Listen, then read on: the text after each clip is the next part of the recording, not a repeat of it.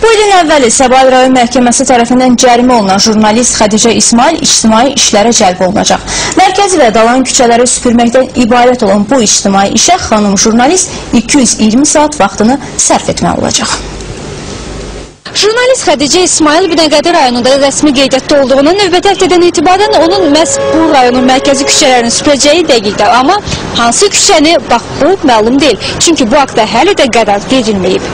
Məhkəmənin qərarı olsa da Xədicə xanımın hansı mənzil istismar sahəsində çalışacağı və iş forması barədə detallar dəqiqləşdirilməyib. Binəqədi rayon məhkəməsinin çıxardığı hökmə əsasən jurnalist hər gün 4 saat olmaqla ümumilikdə 220 saat ictimai iş görməlidir. İctimai işlər qismində isə qadın jurnalistə dalandar və ya süpürgəçi işi təklif olunub. Məlumat üçün deyim ki, dalandar arxa küçələri, süpürgəçi isə mərkəzi küçələri təmizləyir.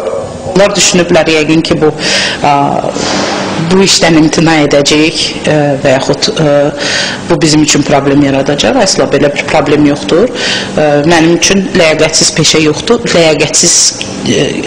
ləyaqətsiz görülən iş var. Yəni mən insanların məni küçə süpürərkən görməsindən utanmıram.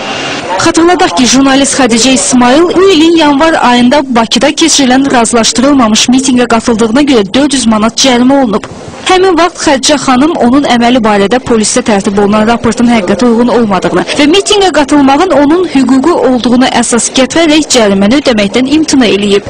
Bununla da vətəndaş itaətsizliyi nümayiş elətdirən araşdırmacı jurnalist Xədicə İsmaila ictimai işlərə cəlb olunması cəzası təyin olunub.